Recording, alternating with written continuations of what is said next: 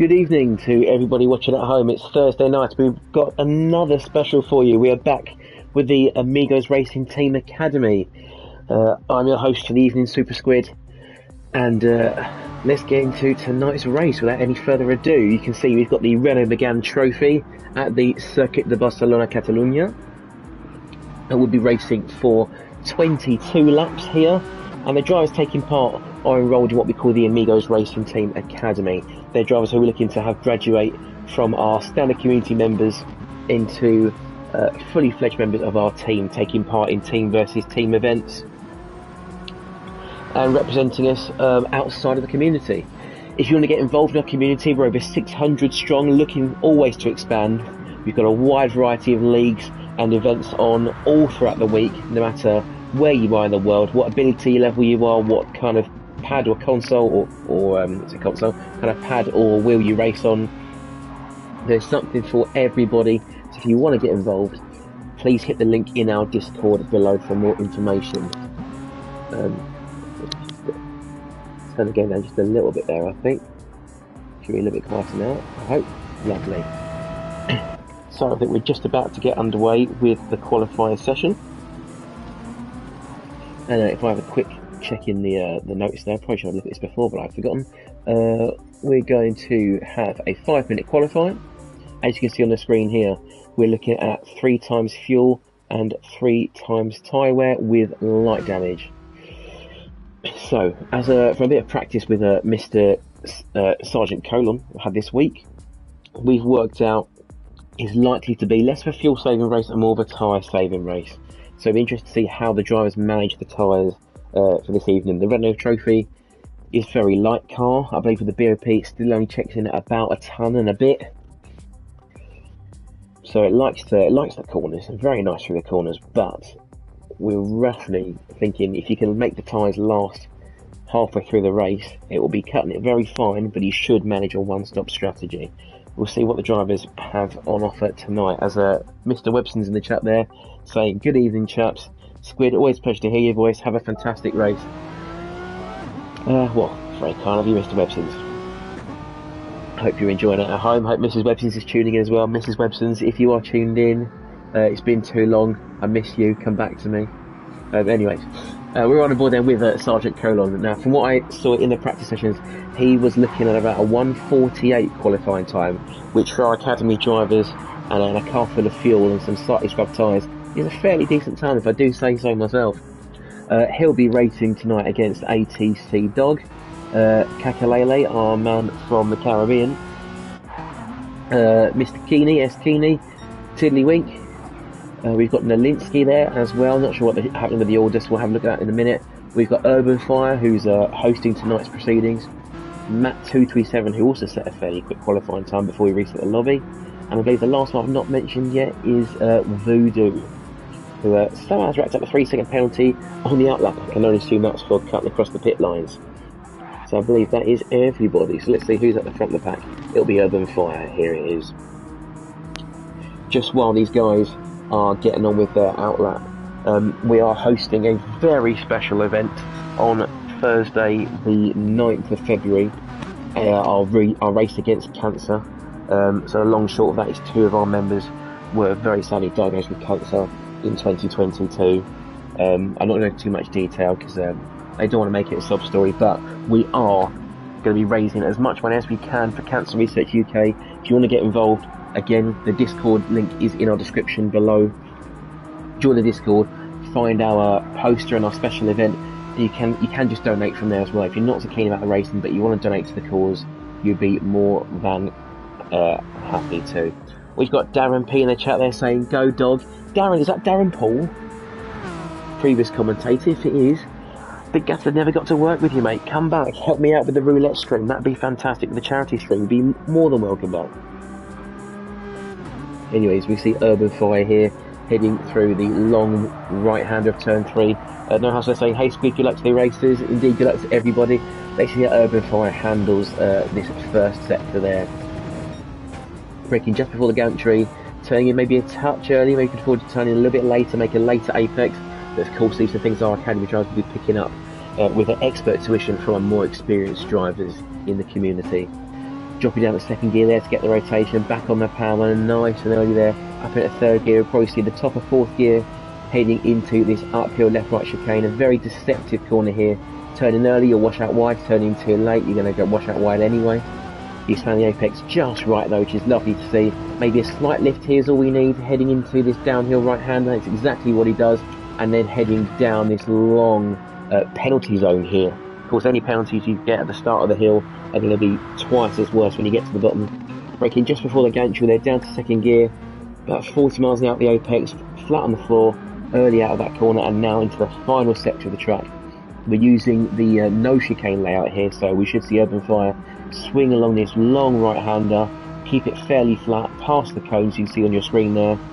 Just a hint of a lift there from our man at the front, washing out nice and wide towards the sausage curb. Maybe another lift there, clips the apex beautifully, washing out wide onto the final corner, avoiding the dodgy curb on the end, and his time is a 1:49 dead. Very nice time there from Urban Fire. Matt is going to eclipse that with a 1:48.7. Next over the line is ATC Dog. He sits in third place, make that fourth as Colon pips into third. Voodoo across the line with a 1:51. Tiddywink still not going to beat that. He's got a half-second penalty right on the end. That might just about count, but I'm not too sure. In fact, I don't think it does. Tiddywink is not going to have a qualifying lap unless he gets another one in. Akini Voodoo then jump in by default. Kakalele heading over the line. He's going very quick as well, it looks like here. A 1:49.5 puts him in P4. We've got time for one more qualifying lap here. At the moment it's Matt 237 in the lead by about a quarter of a second. We'll ride on board with him then for a little while and see how he handles it. You can see using all of the exit curve there on the exit of turn 4. Tucking into the apex on the power nice and early, short shift to third to avoid any wheel spin. Very hard to get wheel spin on these with the soft tyres, as the Mégane trophy is fairly underpowered in its class. But of course maybe a bit too much steering lock and a bit too heavy on the throttle. You never know what could happen.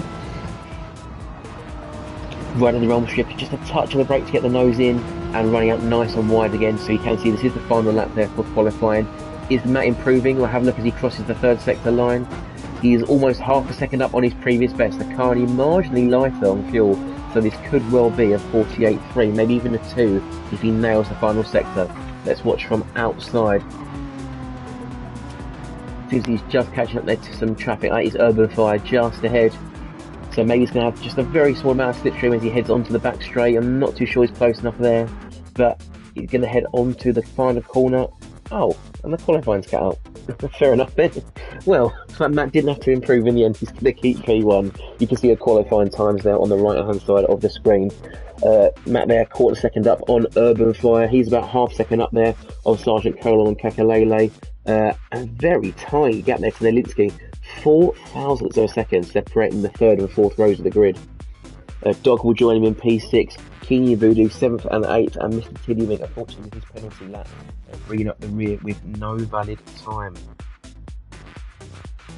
So we're going to get into this race right now. As I said, 22 laps here at Circuit de Barcelona, Catalonia. We're hoping for a one-stop race, stopping probably between maybe laps 9 to 13, depending on how well the drivers manage the tyres. I've been wrong before, but I have practiced this once, so hopefully some of that insight is worth it. We've got our 5 red lights, and the fight begins. Bit of wheel spin there, looks like, from Matt 237. Let me jump back out so I can get the spectator cam. He will lead them into turn 1. Urban Fire is slowly drawing in with a slightly better start. They'll be side by side into the first corner. So you see these wonderful Amigos Racing Team liveries here.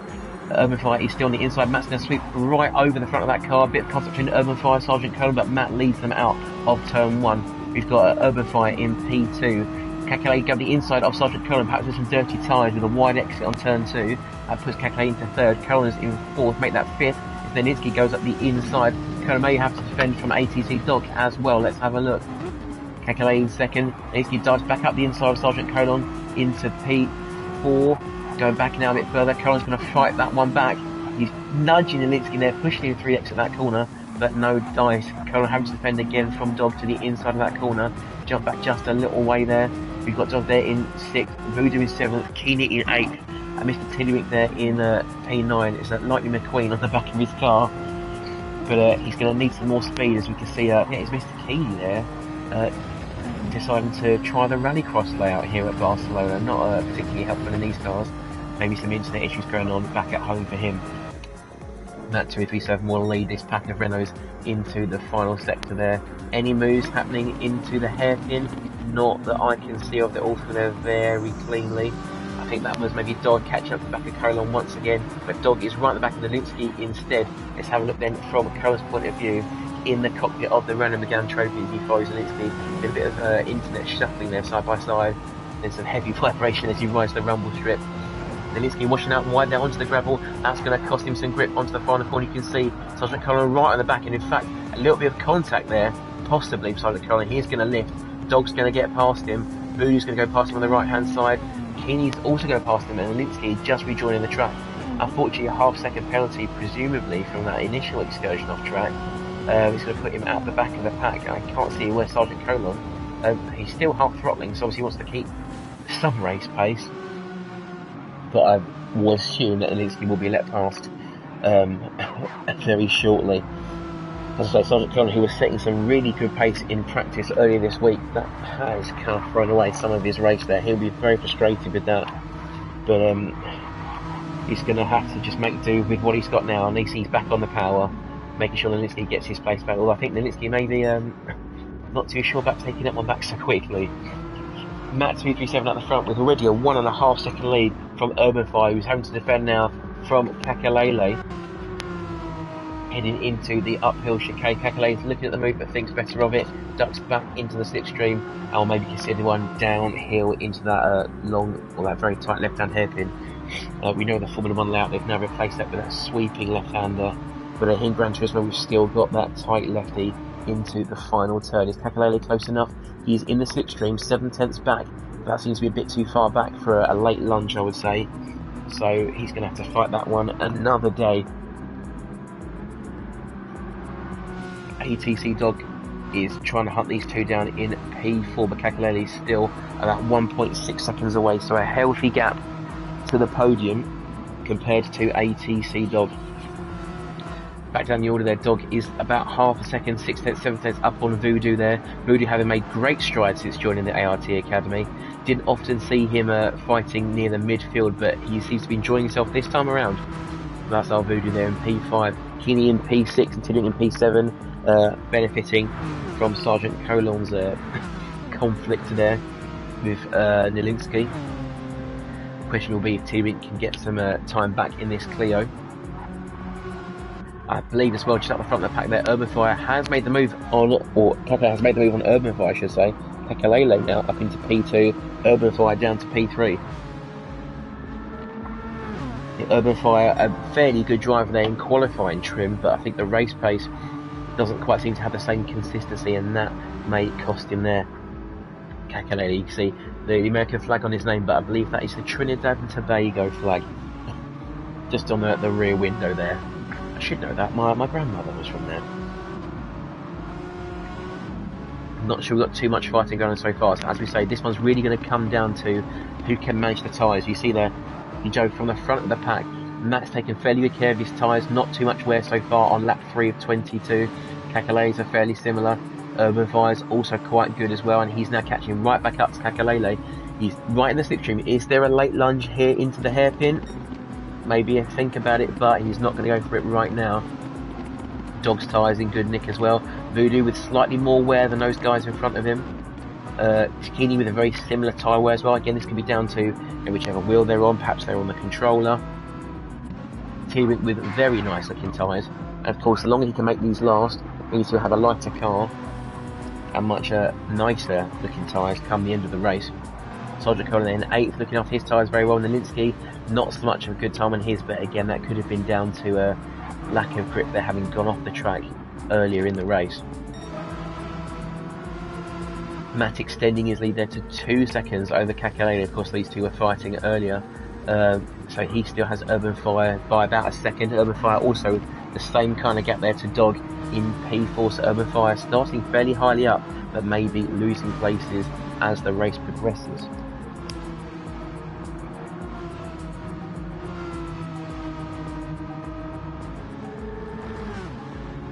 Apologies for that brief interruption there. So yeah, Urban Fire, you can see now he's clearly losing time to Kakalele. Dog is starting to reel him in. He's taking his right hand just a little bit better, I think. Slight gains there through the exit of the corner, but needs to make sure he keeps with that slipstream. Urban Fire going quite wide of the apex as well. Let's jump on board with Dog for a little while, just see how he manages. Urban Fire, you see, cutting the straight just a little bit shorter there, taking the inside line.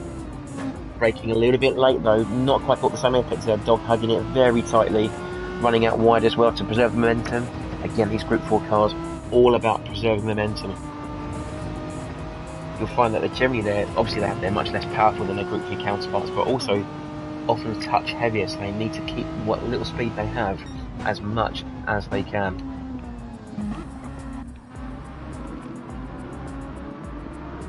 So Dog still pursuing Urban Fire up the hill there into the final sector of the circuit. May well be where the drivers start to settle into their rhythm, start thinking about their tyres, start thinking about their pit stop strategy. Again, I think we're guessing somewhere between lap 9 and 13, depending on if they want to run a longer stint with heavier fuel or a longer stint with lighter tyres. Personally, I think I would. Oh, I heard some skid over there. So maybe someone's had a trip in the dirt, or maybe that's just Keeney with his strange internet there. Maybe Tiddywink did though. He's got a half-second penalty. As I was saying. Personally, I think I'd be looking to pit around maybe lap 9 or 10, just because with the car having lighter fuel, about half a tank lighter fuel, I think, the soft tyres would definitely have an extra lap or so left in them, run at a similar pace. And the pace we're looking at, as Cacalet, you see their fastest lap so far, 1:48.7. We're looking to be, say, around the 1:49 mark. If you're doing 1:49 throughout the race, with a full tank, half tank of fuel, is setting good pace. Goodness me, is that Keeney in the dirt? Is that Keeney in front, behind? Oh. Right, so well, that's an interesting line. And, I can't say I've seen that one. Perhaps if Hamilton and Rosberg could have done that a couple of years ago, he might not have had such an exciting championship. So Keeney there, keeping P6 by whatever means necessary. Voodoo just come up there behind him in shot, seems to have gained himself, so it's Tiddywink, sorry, with his half-second penalty. He'll be serving that on this straight. And I think just to see maybe a bit less lag, let's see how this penalty affects it. You can see as he heads through the gates, Tiddywink is 1.5 seconds up. With only a half-second penalty, he will lose that, and a touch more as they head into the braking zone. You can see that's actually cost him, as he's gone wide as well. That's cost him the best part of a whole second, let alone half a second. Curlin will be looking at this, especially with Tiddywink running wide and seeing his purple sector flash up on the screen, possibly Keeney flashing by into the gravel. That might have thrown Tiddywink off a bit as well there. Curlin's probably going to try and make a move. Here, if not on the main straight, let's see, is that Tiddywink is all out of sorts into the final sector. Tiddywink again on the grass for pushing a little bit too hard on the exit of the final turn. Curlin has taken him as they head down the straight, but Tiddywink might just recover a little bit with the slipstream. Probably not enough to think about making a move, but somewhat enough of momentum to at least keep himself in the fight. So we'll jump back to the front quickly as Kakalele still in P2, but Dog has now made his move on Urban Fire. I can only assume that was done maybe in the final sector or down the straight itself. But Urban Fire there, having lost 2 places in the first 6 laps. His next closest driver is Voodoo. Fortunately, he's got a 5-second cushion, but he won't want to rely on that too much. Want to make sure he can staying in touch with the podium, stay with ATC Dog, who again is another driver who's made fantastic development since joining the tutelage of the ART Academy.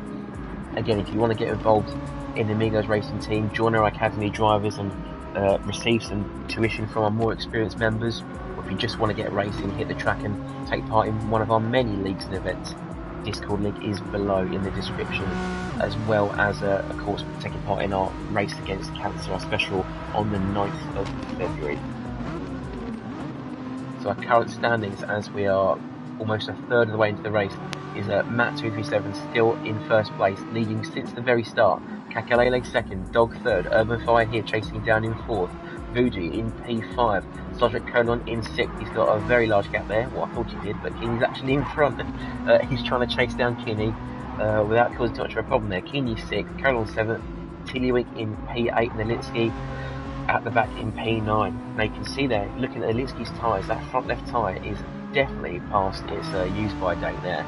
and I'm sure he'll be do maybe a two-stopper here instead, because I think after lap 7, that front left tyre is not going to be very fun. So one thing for Lelinsky to work on then will definitely be his tyre conservation. If we have a look at the drivers he's competing with here, Tiddlywink with probably twice the amount of grip left on that front left tyre, but also a half-second penalty to boot. And everyone else up the field there, Keeney a little bit less than half. Carroll's done well to save his tyres and make some moves back towards the front of the pack since being relegated to the rear following his collision with Lelinsky. Voodoo again, his front left tyre isn't looking so great there. He looks like he might well be having to defend actually from Colon and Keeney. Perhaps he had an off-track moment there. Colon, I think, that is past Keeney. He's finished his moment there. Oh no, he's still there. Yeah, I think he is still there, but not perhaps as close as he would hope to be. So this seems to be the next big fight we've got going on here. Sergeant Colon on Voodoo for P5. Let's see how he handles it as they head down the hill. Voodoo with a slightly better exit out of the chicane there, but as I think Keeney has left the room, the lag seems to be enough for him there. I feel really bad for him. He's not normally suffered this badly, I don't think. See, Colon's actually gained about 3/10 just out of that corner alone. Not the best corner for Voodoo there. And now we're looking if he can try and keep within that distance. There should be an easy move on down the home straight. He's now got to get down to 2/10. Really close racing here in the final sector at Barcelona. We know it's a circuit notoriously difficult to overtake at. But Colon's going to try and take the move early as they head onto the penultimate corner. Voodoo though slams the door in his face. In fact, Voodoo is going to dive off into the pits. Colin will not be happy with that. That's the time he's lost fighting with someone who ultimately he wasn't even racing. I think Colin on the one stopper, he'll be really having to slip behind Voodoo for as long as he did. His next target is Urban Fire up the road in P4. He's to quite a way drift of Dog there, who's about 2.5 seconds in turn away from Kakalele. Kakalele, to his credit, still keeping that 237 within that 2-second buffer. But you can see Kakalele's front left tyre is now looking quite poorly. He's going to have to jump into the pits, I say this lap or the next. Matt, meanwhile, has got a touch more tyre life left than his front left, so he may well go to the halfway point. As I say, it might well be worth the drivers considering though, getting rid of these tyres before the halfway point and exploiting the lighter car to take those soft tyres just a lap or two further at the end and try and undercut the drivers around them. Of course, for the races where the fuel is such a factor, the undercut really can make or break your driving, but we've seen some drivers have to sacrifice that entirely for the two-stop strategy. I think Voodoo's one of them, Lelinsky will probably be another one of them as well. And if we go back to, is it Urban Fire, I think? Urban Fire and Kakalele may well have to consider a very early one-stop, or possibly even a very late change to a two-stop. Not ideal in these circumstances though.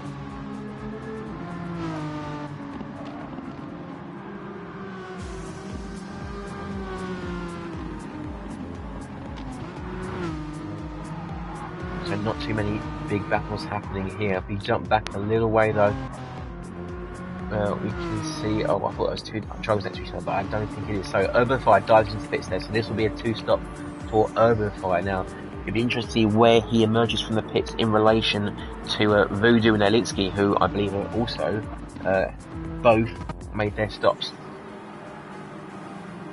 So Urban Fire should be arriving into his box any second now. To receive his tyre change, not fuel. As we said, fuel should just about take us to the end. So here's Urban Fire. You can see on the map there, Voodoo is rounding the penultimate corner. Lelinsky is exiting the middle of the final sector as well. Here comes Voodoo round the last corner. Urban Fire should clear him with some gap to spare, and I think he will indeed. There should be, I'd say, roughly maybe 8 seconds or so by the time everything balances out in the first corner. If you have a look there, 8 seconds, I think I probably just about missed it. Or maybe not, 7.8, we'll take that. Not too bad guesstimate actually there. So, back at the front of the pack there, Matt337, still with that 2 second gap. He's dropping a little bit there to Kakalele, but you can see his front left tyre is very low now, and I think this may well have to be his in-lap, unless he risks sacrificing more lap time with a puncture. You can see his lap times on the right hand side. Slowly been dropping off, starting very promisingly in the 149s and 48s. And now he's hit the 150 mark. This is definitely time to get rid of those tyres. However, if he can only make 9 laps from a full tank of fuel, he will be very hard pushed to make this a one-stop race. Is he going to go in? No, he's going to stick it up one more lap. So whatever little tyre he's got left, you can see screeching and understeer. You can feel it. He's going to try and exert one more lap out of that tyre. ATC Dog's going to do the same thing. Sergeant Colon, with clearly more life left in his left front, he will go on for one more lap. As Mr. Tiddywink is about to make his decision, he will also give it one more time. So you can see our two-stop drivers should have a gap of roughly 15 seconds to those who are going to plan the one-stop. So we'll have to see at the end of the race, was it worth the sacrifice? From what I worked out in practice, I think a pit stop cost you about 40 seconds of time on track. So here, while Urban Fire is probably roughly within touch of the leaders, it's not going to be particularly helpful for him knowing he's got to make a second pit stop later this race. Not too much unfolding so far here as we hit lap 10 of 22. Matt though, I think pulling away from Kakalele with just that touch more grip left in that tyre. He's got a second this lap alone away from Kakalele.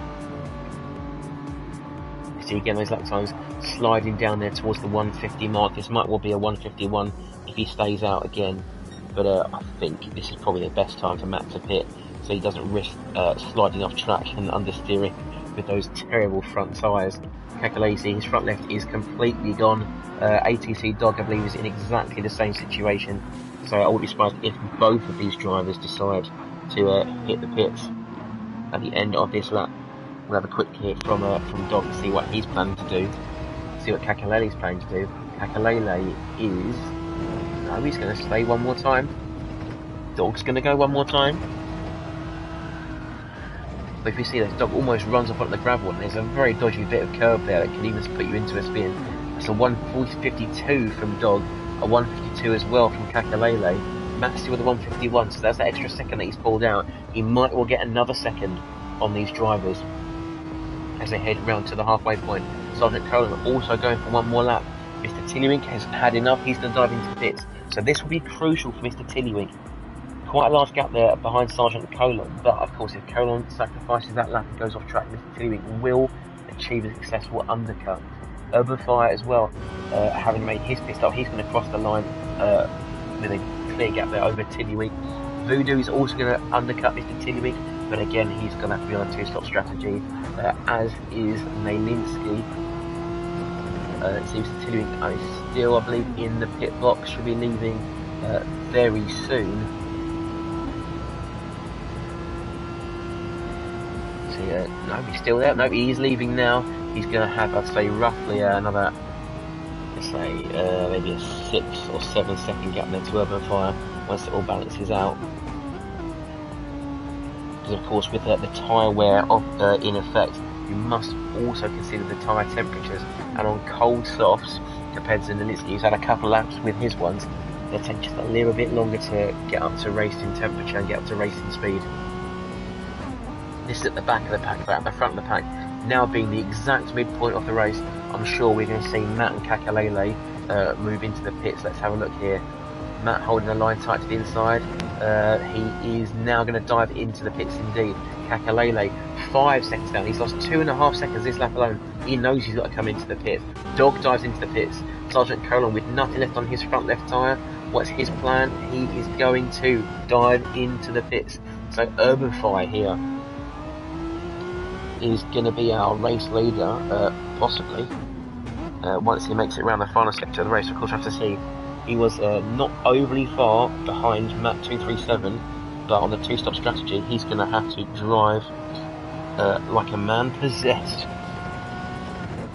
if he wants a chance at staying on the podium. You see, a front four on the one-stop, they will be the guys to beat.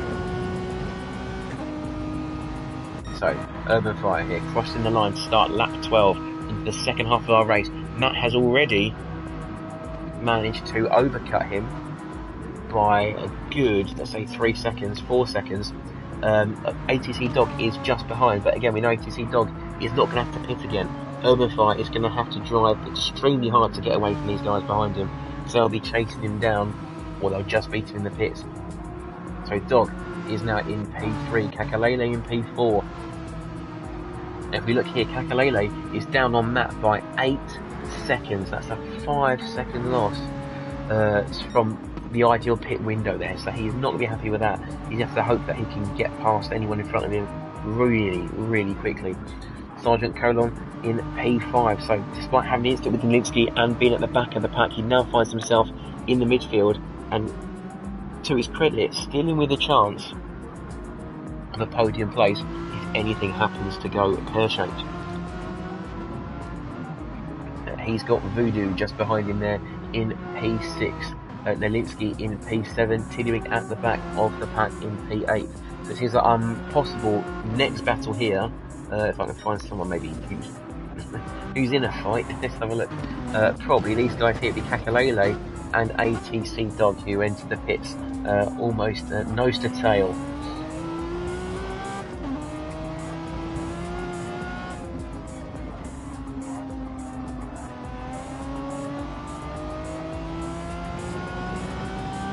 As we're following through the cones, you see there, Kakalele actually almost flat, just a tiny lift at the apex. I would probably recommend a lift before the apex just to push the nose into the corner, then you can be on the power again and accelerate out of it, and again keep that all important momentum for these Group 4 cars. You see just that lack of confidence and momentum cost him a little bit of time there through the final 2 corners. He's 1.5 seconds down ATC Dog, so about a 10th taken out of him in that final complex. You also see as well, attacking that right hand just a little bit early. He needs to compromise that right hander to ensure that he gets the left hander nice and tight and can open up the line for turn 3. And again, that's cost him another 10th and a half, 2 tenths as they head out of the first sector. And again, that's another 10th and a half, that's 2 tenths, which you see there, he's about lost on his personal best lap, his own best lap of the race, the fastest lap of the race. So if we shuffle through the pack a little bit more, we can't see too much fighting there. Everyone seems to be roughly 4 seconds apart from each other. So it seems that our best fight is still going to be this one here. Kakalele has taken some time straight back out of Dog in that tight left-hand hairpin in the middle of Sector 2 there. Let's see if there's any more time to take out of the Dog as he heads down the hill.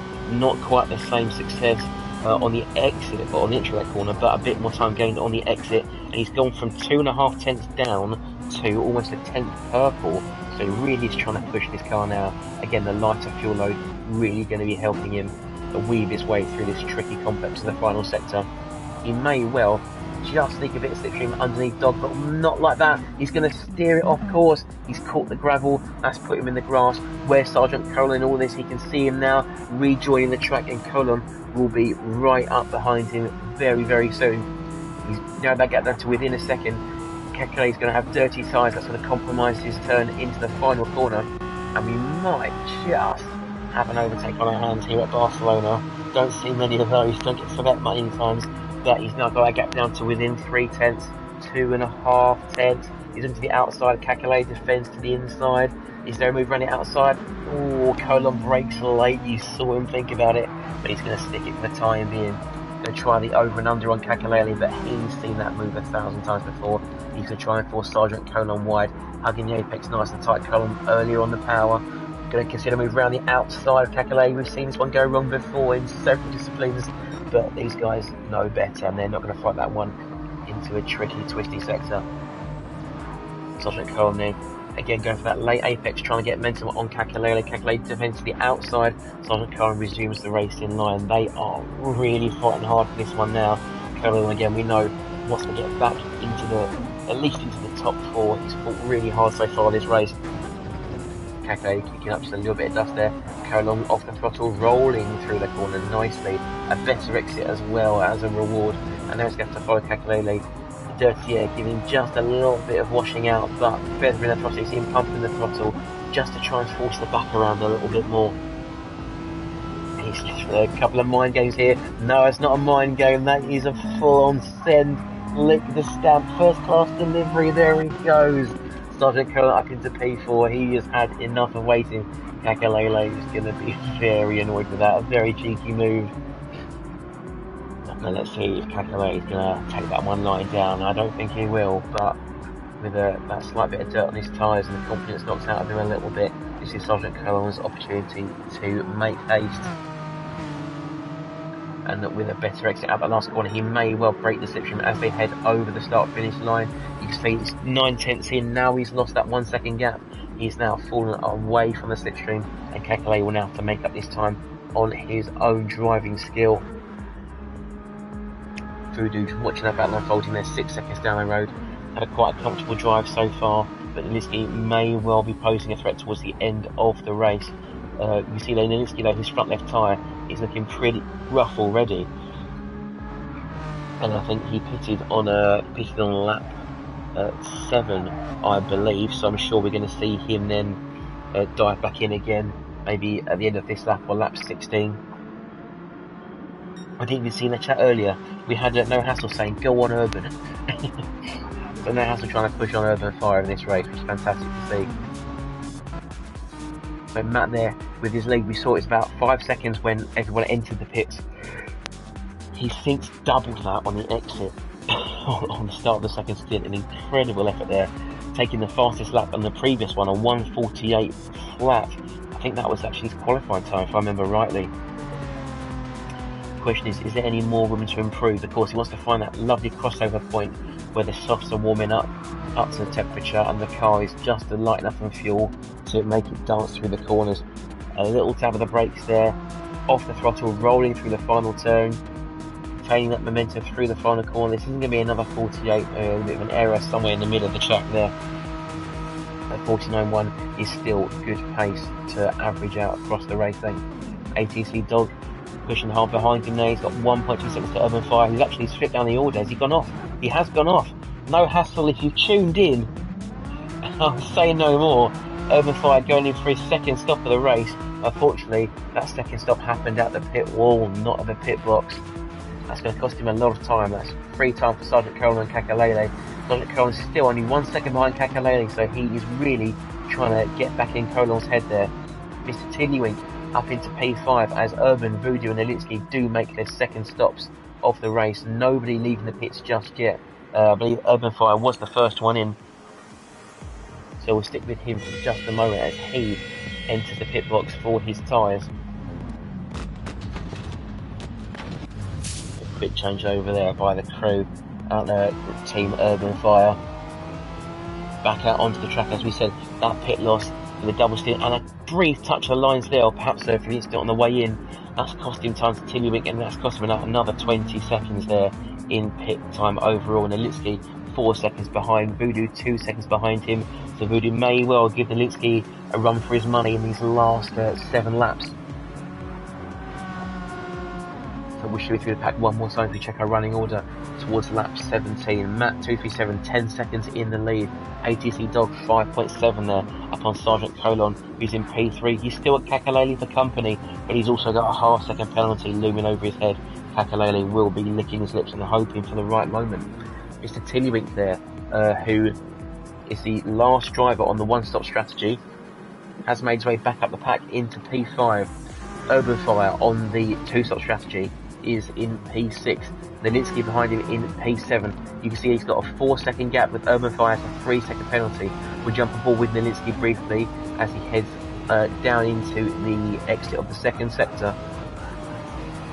You might just about see Urban Fire there in the right hand side of your shot there, serving his penalty. It was 3 seconds. He had a compromised entry to that corner as well, and that's cost him just over 3 seconds. And again, a missed apex. That penalty really does throw the drivers off into the hairpin. Lays there in the comments, yo, our boy Squid, your voice sound okay? I hope I sound alright. If there's a problem in the volume, please tell me, I'll adjust it if I can. But Nilinsky here is now chasing down Urban Fire, so I might well get a little bit hoarse if the action heats up a little bit more. Nilinsky wouldn't advise using 58 through there, so I think invoke some understeer, keep it in fourth, and the lift should do. He's going to chase Urban Fire down the back straight. Urban Fire using Nilinsky's poor exit there to increase the gap just a bit, but now Nilinsky is reeling him back in with the slipstream. We've probably seen hit the very top of 58 and shift early to 60 instead. Very late in the brakes there from Nelinsky. Urban Fire's gone a little bit wide there. He's have a compromise line through turns 1 and 2. Can Nelinsky make a move then through the long sweeper of turn 3? Let's have a look. Maybe feigning a move around the outside, considering a move up the inside, but maybe Urban Fire's just kept a little bit more speed through that corner. Not a chance for Nelinsky, but with the slipstream that has given him half a tenth purple to the first sector. Will we see Nelinsky set the fastest lap of the race? That would be fantastic to see. Of course, not often we see a driver near the back of the pack setting the timing screens alight, but we do love an underdog here at Amigos Racing Team, don't we? Lays one, they're saying you didn't get manhandled by your students. No, not today. Yeah, students never manhandle me, but they do put a toll on my throat. As at Nelinsky there, not quite the exit we're looking for there, maybe a bit of lag there, throwing up some questions, but I don't think there's going to be a move on here with a compromised exit from the right hander. In fact, just a touch of lag there. I think for Nelinsky maybe he's playing, maybe he's erring on the side of caution this time. Front the pack though, on lap 18, we've got 6 more laps left to go here at Circuit de Barcelona, Catalunya. Matt 237 is still 10 seconds clear of Dog. He's 5.5 away from Sergeant Colon, who's now eked out that gap by another second to Kakalele. You see he's just not quite got the same level of wear on his tyres. Sergeant Colon is now driving much more consistency. Look at his lap times as well. We've got 48 there, high 48. Jumped into the 49s briefly there on lap 17, but that might well be him pushing a little bit too hard there to get away from Kakalele. Kakalele, meanwhile, a couple of 50s there, so not quite helping him maintain the distance to Sergeant Colon. Continuing just behind there, staying in the 50s, 51s, 52s. Not quite the pace we see him set normally. He's normally an electric driver, but maybe this car and layout isn't quite to his taste. Nelinsky there has finally got past Urban Fire, it seems, in the first sector there. But we'll run a ball with Urban Fire just for a bit, see if he's got any response to our driver in P6. You just see as well, I think Voodoo was just in the mirror there. In P8, he may well come into play later in the race if these two get too tangled up with each other. As Nelinsky goes sideways off that curb. Good save though, but not good enough to save him from a 1-second penalty. Fortunately for him, I think he's incurred it just late enough to serve it on the next lap, so he's going to have to put his foot down and make sure he can get away from Urban Fire before he hits this part of the circuit in about a minute, 2 minutes time. Unless, of course, if Urban Fire can make this move early, we might well see Nelinsky in the clutches of Voodoo rather than this man in P7. Urban Fire just dipping into second gear, just get the car to turn in a little bit more cleanly, a bit more tightly, revving to the top of third gear. These Renaults love to be revved out all the way to the top. Not much torque in these, but the power really does sit at the top. You've got to make this engine sing if you want to make some places on the track. Nelinsky again kicking up more dust. Mo Hassel saying, I've been in and out of the stream, good racing. Don't apologise, mate. It's had its ups and downs. We've seen some close fighting, we've seen some fairly static driving as well. But of course, tuning in just makes it a little bit more worthwhile. Urban Fire starts fourth, the back here of Nelinsky. You can see he's already dropped out of the slipstream there, now out of that crucial 1-second barrier. He's going to need to try and stay with him as tight as he can to make sure he can catch up when that 1-second penalty is served by Nelinsky. Urban Fire, 5 thousandths purple to the first sector. Oh yeah, this is Urban, he's in P7. We'll tune back in with him in just a moment as they head into the middle sector. We're quickly round board there with Matt 237, still 10 seconds up on ATC Dog as he starts lap 20 of 22.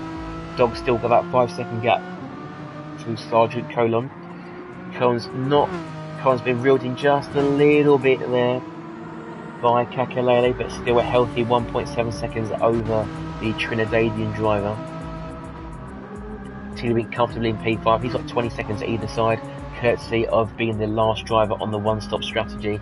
So our real battles here, I think, seem to be between Urban Fire and Nelinsky. Nelinsky having served that penalty, Urban Fire has just about gotten past him, but Litsky will be pushing really hard to try and get that P6 back. We'll run on board with him as they head through the final 2 corners.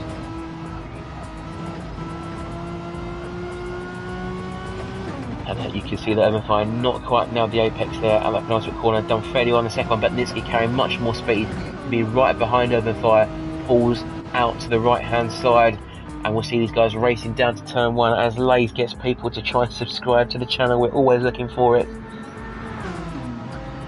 And let's see, is there a move there for Litsky on the inside? He sent it very hard there, and he just about makes it stick. Urban Fire generously leaving the space. Maybe Urban Fire could have done with pulling across to the side, defending that spot maybe just a little bit harder, perhaps hoping for another Litsky penalty and a free overtake, but in only 3 laps to go, we can't be hoping for those kinds of mistakes. Urban Fire standing back up the inside of Litsky. Not many times seen overtake in turn 4 here at Barcelona, but he has made it stick. Is Litsky going to respond? He is going to send it back down the inside at the left hairpin of turn 5. Gets it done, heading to P6. Voodoo at the back here, unfortunately must have gone off. He's lost another 4 seconds, this battling pair. So this is going to be the hot fight heading into the end of the race, it seems. Urban Fire not quite stayed with Litsky there up the hill. He's lost a couple of tenths. He's now 5 tenths away, but he could gain them back if Litsky has a bad run. Down the hill, he's gone wide again. That may well be another penalty for Litsky. Let's have a look, it might flash up in a moment. He's got dirty tyres, that would cost him. He's going to brake late though. He's just about made the apex. It's a great dive, but Urban Fire's going to dive back up the inside. There's contact between the 2 drivers there, and Litsky goes very wide to try and keep that, but there's Urban Fire again trying to get past him. Maybe some lag contact, maybe not some real contact. But Urban Fire is defending P6 for his life. Urban Fire, so Litsky's defending it. Urban Fire is attacking. A good run there through the penultimate corner. Litsky's not quite made the apex there. Urban Fire has, and now we might see Urban Fire do the same move to Litsky that we saw only 2 minutes ago. Let's ride on board then with Urban Fire. Is Litsky going to defend? He keeps to the racing line for the time being. Urban Fire going to make a move now in the braking zone, I'm sure. Let's have a look from outside. Late on the brakes is Urban Fire, and he gets it stopped right on the apex. Litsky giving a little nudge, couldn't quite help that, I don't think, but that's Urban Fire back into 6th place. Blaze there said superb close racing. I could not agree more, my Danish friend. We see him now heading into the the second long right-hander, I should say here. Urban Fire perhaps now starting to drop the Litsky a little bit. Has Litsky forced his tyres too hard? Let's have a look at a quick comparison of their tyres. You see Litsky's his tyres are markedly worse for wear than Urban's.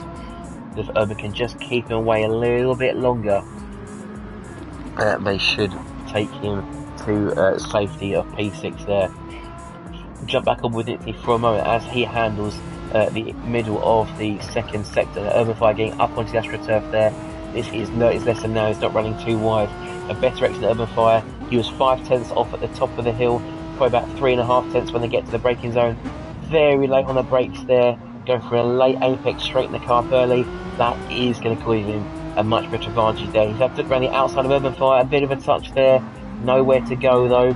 Urban Fire shuts the door on Litsky, but they're still going to be almost inseparable as they head through the last 2 corners. It really is hot enough, isn't it? I believe Matt is now on the final lap of the race. He is indeed heading out of the first sector there. Push off back just a little way. Everyone still kept their distance. About 10 seconds, 11 seconds to Matt there. 5 back to Curlin, 4 back to Kakalele, 25 back to Tiddlywink, 18 back to Urban Fire, who has just he has got past Litsky. There to be some Urban Fire defending. We're half second back. I'm not sure if Litsky would have sent a dive bomb that far away. That has compromised him a little bit into the first chicane there. Litsky is right up behind him and just jumped to the cockpit view there. I think it had to lift off actually and avoid some contact. That has cost Litsky some momentum through that corner. Urban Fire is just eking away, but this really is when the battle's heating up. Just trying to find the right point to put his foot down as he heads out of that long right-hander. We will jump quickly to the front of the grid as Matt there with his victory slalom takes the win here at the ART Academy race in Barcelona. Dog should be comfortably take P2. Colon will take 3rd. Kakalele 4th. Tiddwink 5th. Urban Fire. And Linsky, though, this is the battle I do want to watch. Make sure we see these guys fighting. And again, credit to Sergeant Colon for the back of the pack. Takes P3. It must be worth the honourable mention. Kakalele brings it home in 4th. Tiddwink's got a comfortable P5. I don't think he'd give that away if he tried. Linsky, though, is going to have to try and hunt down Urban Fire. He's 8/10 back. There's no way he's going to throw it down the line from there. He's not going to. He knows better than that. And that Urban Fire is just going to keep himself calm, cool and collected. Heading through the final sector here at Barcelona. The apex nice and tight. You can see, you can hear Linsky's tyres just skipping over the surface there. A bit more understeer. Those tyres much worse than Urban Fire's done a good job managing them today, admittedly with the two-stop strategy.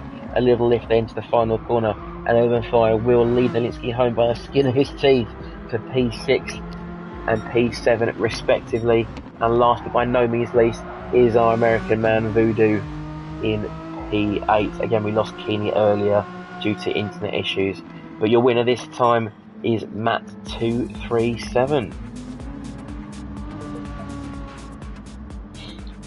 See Lays in the chat there saying liveries look great. ART have the best liveries. They definitely do have some wonderful liveries. I really like that each driver's got their own, colour coordinated stripe or something distinctive for them. And if you want one of these on your car and you want to take part in our community, again, hit the Discord link in the description below. If you haven't done so already, please consider dropping a like on the video. I can see we've got one already. Subscribe to the channel if you want to see more incredible sim racing content. And just as we finish up here, I'm going to dive into the party chat and see have a quick chat with any of our drivers before we wrap up tonight's proceedings.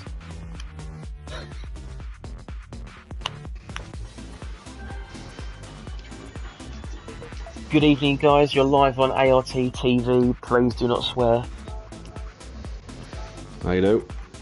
Matt, are you there, Matt? Well, firstly, congratulations on what seems like a fairly resounding win. Could you maybe share with your fellow drivers what do you think was the most important part of this race tonight that helped you to secure the victory?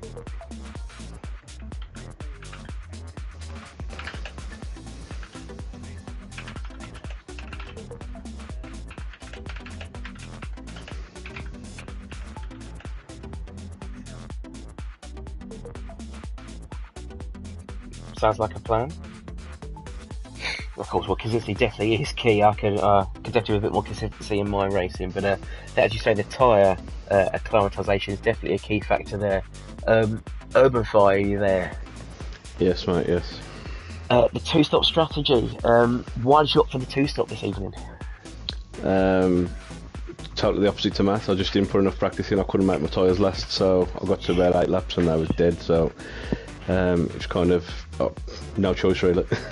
No, well, that's fair enough. If the tyres weren't going to last for you, then of course ducking the pits early would be the option. A really good fight there. You seem to have Linsky at the end. Did you think you were going to get that P6, or do you think he had it at the start of the race? Yeah, I was confident. To be fair, I don't know if you saw the pit stop incident. I hit the pit wall on the way into the pits, which lost me about 10 seconds, to be fair. I did catch a bit of that. Unfortunately, I don't think No Hassle was watching, but it is now on YouTube for the world to see. It was more of a homage to Ken Block. Less of the Ken, maybe more of the Block, to be honest with you. But, yeah. Oh. Well, perhaps not so much of the driving we're hoping to see there. Yeah, the Paul Walker manoeuvre, I've heard it's been called. And last but not least, Sergeant Colon. Good evening. An unfortunate incident with Linsky at the start of the race, but you pulled that one back in excellent fashion, I must say. What helped you make that comeback, do you think? And please don't say me, because I didn't give you that much help. I was just pushing as hard as I could. I thought, forget the tyres. I've just got to go as fast as I can to try and catch up. And the second stint, they were working really, really well. Managed 11 laps on each of the stints. Well, I guess the top tip is manage the tyres by thrashing the tyres. Well, the tip you gave me about turning the volume up for this tyre squeal means you know when they're wearing out, so you can just ease that steering off a little bit and ease the throttle off a little bit, but you go faster because every lap after that you've got more tyres. Well, there we go. Free tip for viewers back home. If you haven't done so already, go to your game settings, max the game volume, or max the tyre volume so you can hear when you are scrubbing the tyres too hard. On that note, thank you to everyone who's raced tonight. If you guys want to say a quick goodbye before I turn off the stream. Thanks everyone, thanks for watching. And thank you folks Good night, for Fire. I'll jump Thanks, at the party very quickly.